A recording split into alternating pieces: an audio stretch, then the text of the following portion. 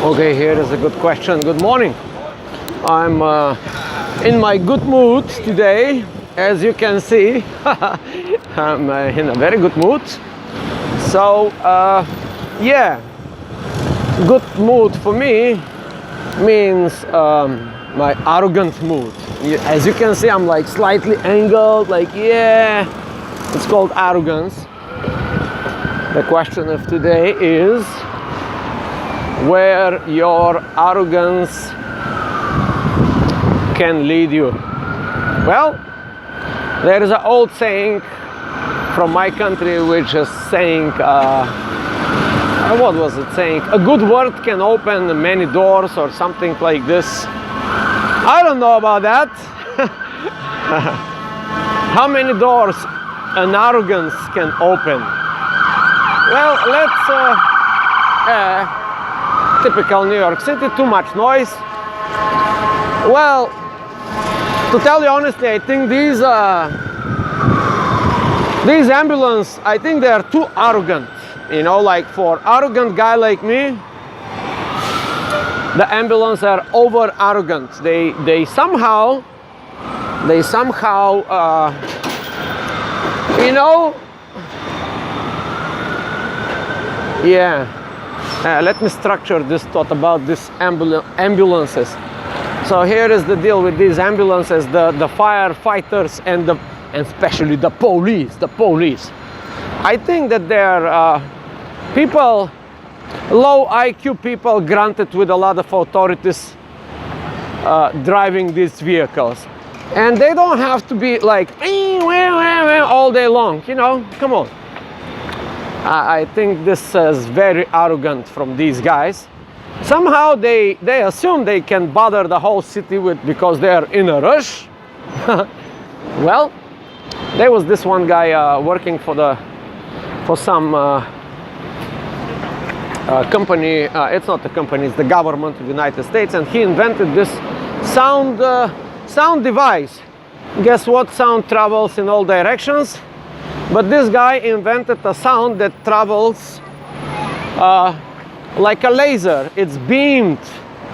And the government, of course, the military department of the government hired this guy to build these machines so they can have one of these devices in one hill and to put sound on another hill where the enemy is. What a brilliant invention. And what a stupid application. Now the other application that he claimed was that a marketing company was building these devices in kiosks in these huge corporations like Walmart, and while you are walking around this stands full of products, you know, you hear the sound. If you walk around like in Duane Reade, I hate Duane Reade. That's like my most hated company because of they come up with these clever contrivances to brainwash the people. When you, like for example, the last time I went, when you open a door of some shelf and it starts advertising, starts spilling out of like, yeah, Duane Reade, did you find anything you like, blah blah blah. Even the poor workers are so robotized that they are forced to get this shitty policy. Did you find anything you like? Anyway, let's get back on the topic. So this guy invented this sound thing, a sound that travels like a light beam in one directional sound, kind of. So I'm asking the mayor of New York City, apparently the most unsuccessful guy in the world, highly criticized, why he doesn't propose this idea to.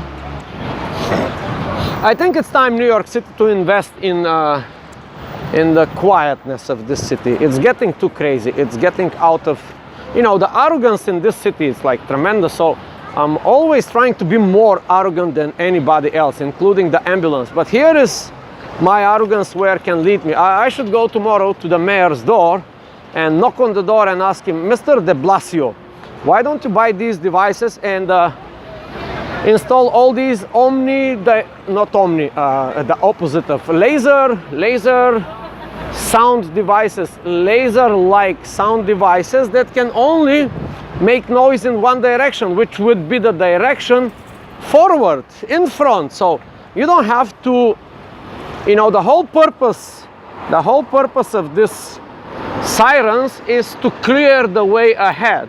They are not supposed to notify that somebody just died or there is another crime or whatever they are rushing for. And guess what? I know from the police they are rushing always to find drug dealers and the war on terror and the terrorists and stuff. But guess what? The real cops, that really do the work, they work like a smart cops. They are really, really smart cops. They go undercover, they go low profile to catch these bad guys. That's what they do. They don't have to notify. If you're a cop and running with this siren, you're a stupid cop. It's like, what does it make? Well, you're gonna clear a few cars, but hey, you're a cop anyway. You can go on the sidewalk when you're granted with so much authority. Why don't you get even more arrogant? Drive on the subway, man. You know, you don't have to notify half the city that you are running after a criminal. You know, you can do it easier. Just run over a few pedestrians. So there you go. So yeah, the question of today is, how many doors arrogance can open? And de Blasio, you should do this, man. You should do this. I'm like super arrogant guy. De Blasio, you have to do this. Go get to this guy. You can find him in TED Talks. He's a super famous. He claims to be the happiest guy in the world. He's like a big smile guy, very positive person. And you find this guy and convince the New York City. If you are the mayor and if you don't have a bit of arrogance to convince whatever, you know, your subordinates to get this technology in New York City, that is a big mistake. I once spoke about the toilets, but I'm gonna do something about these toilets. I'm telling you, de Blasio, I'm gonna do something about the toilets in New York. I have my Kickstarter project starting up very soon. It's coming very soon. Watch me in Kickstarter. So here we go. The question of today: where your arrogance can bring you.